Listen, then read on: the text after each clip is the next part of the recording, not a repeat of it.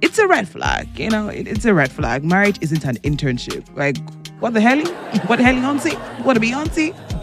Option C says, it depends. Values, marriage, culture, consent matters. And then there's option D that says, am I applying for love or for work? Because are you trying to tell me I'm doing a test run for my heart? So you cannot tell from looking at me that I'm wife material or husband material. Me, I cannot just wait to read the tweet. Now, this is what the guy said.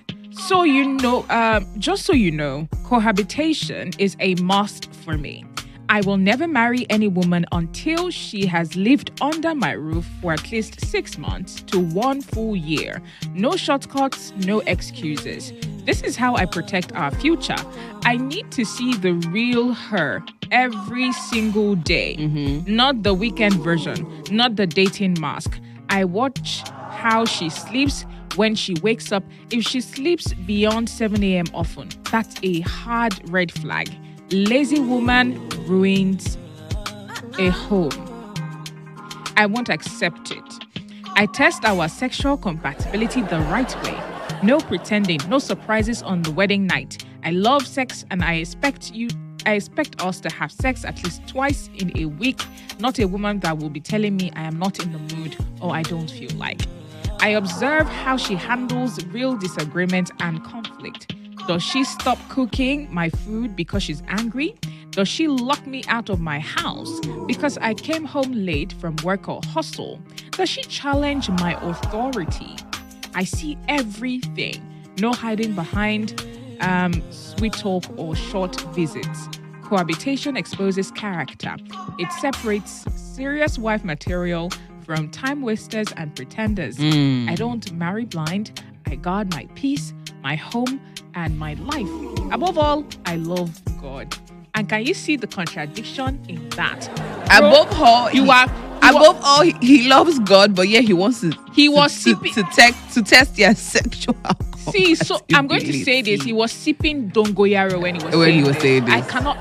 I know that's the thing. That's a double standard. standards when it comes to men, because it's like they cannot really chew the amount of things they throw in their mouths, but they will still try to chew it.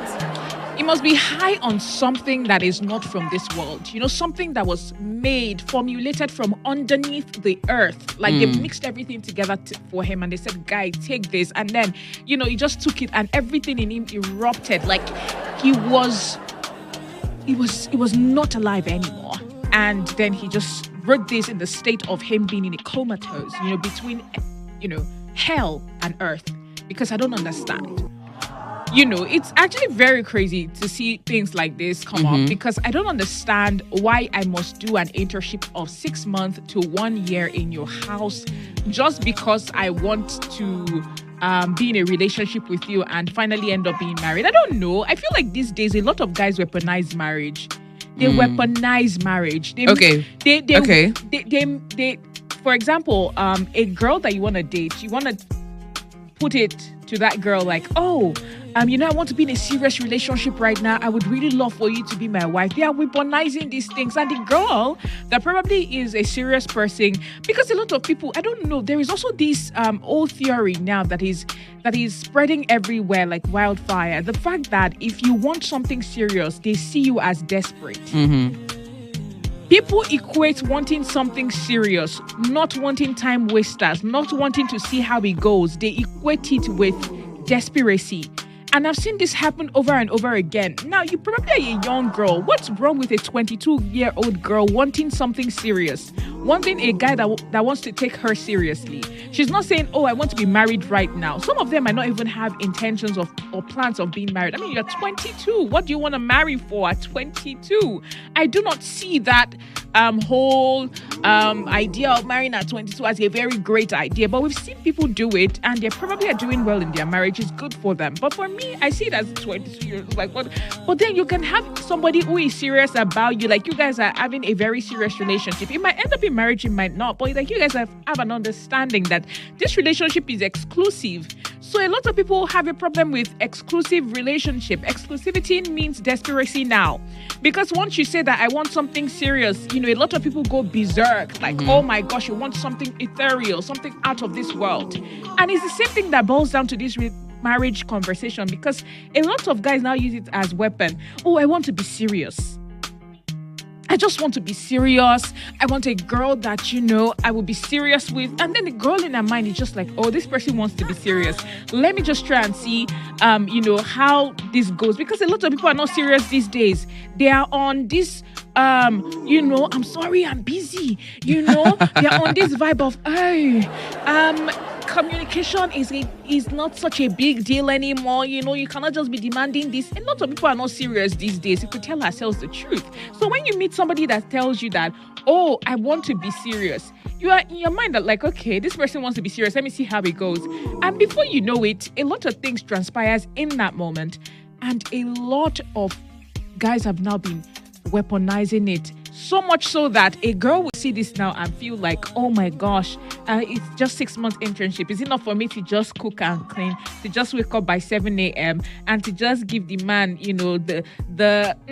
and then have fun and just all of that? I'm just like, you know the irony of this, of everything we're being saying, is there's a woman for him. There's a woman that's going to fit into this, into everything that. Yes, there's a one for everybody, and that's the truth of the matter.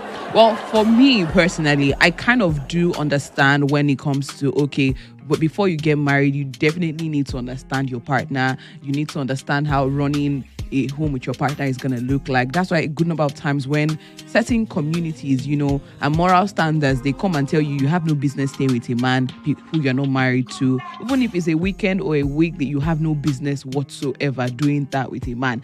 I really do not subscribe to that, because I believe to an extent you do need to stay in the space with whoever you're going to be. All these things are part of courtship. All these things are part of, if you understand, yes, how we're going to go forever. Because I don't believe people are getting married just for 5 years. And if you check it, maybe that's why divorce rates are there, because you truly do not understand who you're getting married to. Everybody's just blindsided by the love. So you should stay there for 6 months. Is that what you're saying? I'm not saying you should stay there for 6 months. Because at the end of the day... But I'm not saying that though. I'm saying that I understand the need to be in the same space as your partner. It's very important. I feel like it's very, very important. A friend of mine has also said it to me, that it's very important for you to somehow stay with your partner for like weeks or something. Just understand each other. But like you coming out categorically to say that you have to stay 6 months to a year.